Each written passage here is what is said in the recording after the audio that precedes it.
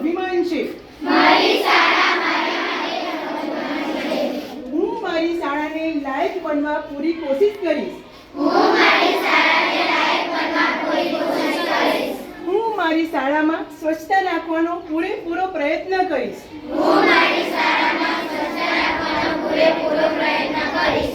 હું મારી શાળાના નિયમ અનુસાર ચાલીશ. હું